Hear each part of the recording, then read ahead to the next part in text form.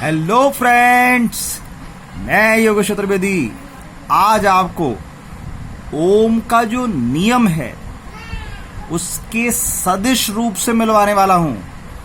जी हां फ्रेंड्स, आप सुन के आश्चर्य कर रहे होंगे कि ओम का नियम जो है V is equal to R I, उसमें तीनों जो राशियां हैं वो अदिश राशियां हैं। V क्या है? विभव अदिश राशि।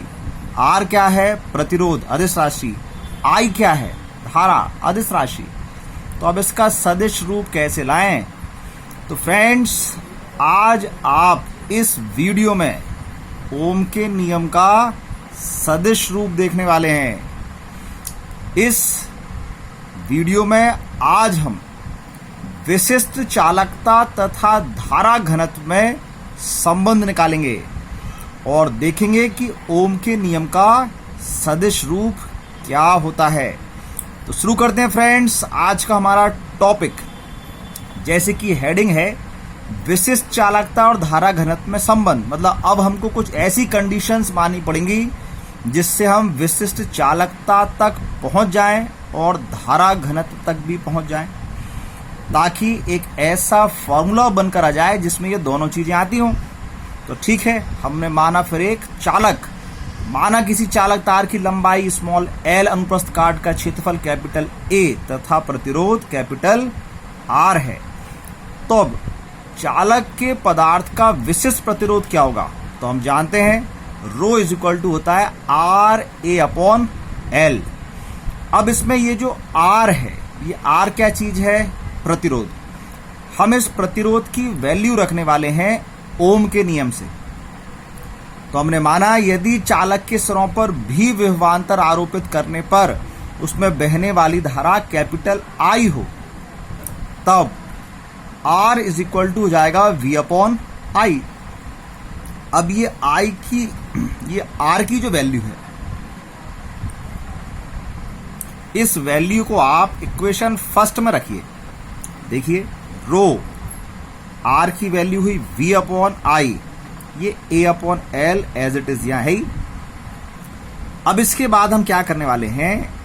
अब हमने इस I और L को इंटरचेंज कर लिया, मतलब इनटू में है, आगे पीछे लिख सकते हैं। तो हम L को लिख रहे हैं V के नीचे और I को लिख रहे हैं A के नीचे, ये इस प्रकार।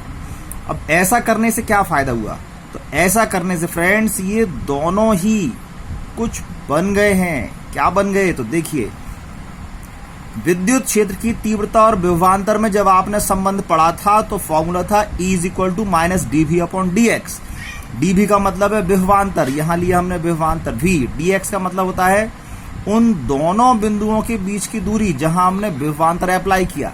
तो हमने जिस चालक पर अप्लाई किया है उसके दोनों सिरों के बीच की दूरी, अर्थात चालक की जो लंबाई है वो है स्मॉल l और संख्यात्मक मान लिया है। तो E इज इक्वल टू हो गया V अपॉन L। अब ये जो A अपॉन I है, हमने, आप जरा दिमाग पर जोर डालिए, I अपॉन A पढ़ा था। किसको? धारा घनत्व को। तो धारा घनत्व को दिखाते हैं J से, जिसकी वैल्यू होती है I अपॉन A। अब हमको वैल्यू किसकी चाहिए है? A upon I। तो इसको पलटना पड़ेगा। तो जब आप इसको पलटेंगे तो J 1 अपॉन हो जाएगा। तो 1 अपॉन J की वैल्यू बनी A अपॉन I। तो अब आपके पास V अपॉन L की वैल्यू है E, A अपॉन I की वैल्यू है 1 अपॉन J। ये दोनों आप इस रो के फॉर्मूले में यहां रख दीजिए। तो क्या बन जाएगा? रो इज इक्वल टू, ये बन गया E और ये बन गया आपका 1 अपॉन J। इंटू कर दीजिए, हो गया आपका E अपॉन J। तो E की वैल्यू क्या हो गई? रो इंटू J, ये रो इंटू J। तो एक तो ये रिलेशन आ गया आपका E और J के बीच में, और इनके साथ आ रहा है रो। लेकिन रो क्या है? विशिष्ट प्रतिरोध। और हम क्या चाह रहे थे? विशिष्ट चालकता। तो फ्रेंड्स, आपने इस रो को चेंज किया। कैसे चेंज किया? आप जानते हैं विशिष्ट चालकता सिग्मा इज इक्वल टू होता है 1 अपॉन रो। तो यहां से जब हम रो की वैल्यू बनाएंगे तो क्या हो जाएगी? 1 अपॉन सिग्मा। तो अब आपने इस रो के स्थान पर लिख दिया 1 अपॉन सिग्मा। तो आपने फिर इस 1 अपॉन सिग्मा की जो बटे वाला चेक करते तो खत्म करें तो त्रिया गुणा करते तो जे का 1 में इसमें इंटू हो गया और इस सिग्मा का ई में इंटू हो गया तो क्या बन जाएगा J is equal to sigma E. ये आ गया हमारा वो आंसर जो क्वेश्चन हमसे कह रहा था। क्वेश्चन क्या कह रहा था? धारा घनत्व और विशिष्ट चालकता में संबंध। अब फ्रेंड्स मैंने आपसे कहा था कि मैं ओम के नियम का सदिश रूप आपको इस डेरिवेशन में बताने वाला हूं। तो फ्रेंड्स ओम का नियम था आपका V is equal to R I, जिसमें V, R और I तीनों कैसी राशियां हैं? अदिश राशि। तो आपको याद होगा जब हमने धारा को पढ़ा था तो धारा अदिश राशि थी। तो अदिश राशि धारा को जब हम कहीं सदिश रूप में प्रयुक्त करना चाहते थे तो हमने धारा को धारा घनत्व के रूप में प्रदर्शित किया है। ये जो धारा घनत्व होता है ये धारा I का वेक्टर फॉर्म ही है। इसको धारा चूंकि अदिश राशि है इसलिए धारा को सदिश रूप में व्यक्त करने के लिए ही धारा घनत्व को बनाया गया या इसको खोजा गया या ये नई क्वांटिटी डेवलप की गई। तो ये जो J है ये I के जैसा हो गया। अब यहां जो E है, E क्या चीज है?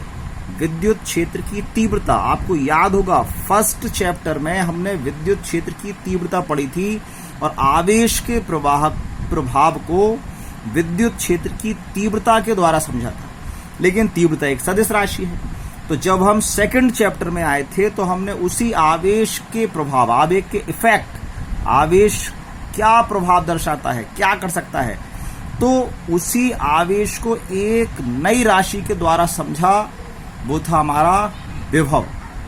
तो विभव और तीव्रता में क्या अंतर है? तो सबसे बड़ा अंतर कि तीव्रता कैसी राशि है? सदिश। और विभव कैसी राशि है? अदिश। तो जब हमको आवेश के प्रभाव को सदिश रूप से नहीं समझना होगा, अदिश रूप से समझना होता है, तो फिर हम विभव का प्रयोग करते हैं।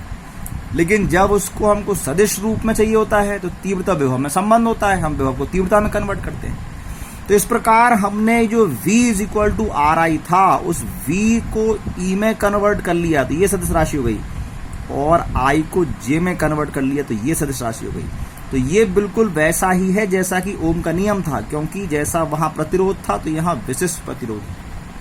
कुल मिलाकर जब हमको ओम के नियम को कहीं वेक्टर फॉर्म में लिखना होगा तो हम लिखा करेंगे E is equal to rho into J, क्योंकि E और J दोनों ही वेक्टर क्वांटिटी है। तो फ्रेंड्स इस प्रकार आज का हमारा टॉपिक कंप्लीट हुआ। फिर मिलेंगे किसी नेक्स्ट टॉपिक में, कोई मजेदार इंटरेस्टिंग सा वीडियो आपके साथ शेयर करेंगे। तब तक बहुत बहुत मन लगाकर पढ़िए, अपने अच्छे अच्छे नोट्स तैयार कीजिए, स्वस्थ रहिए। नमस्कार।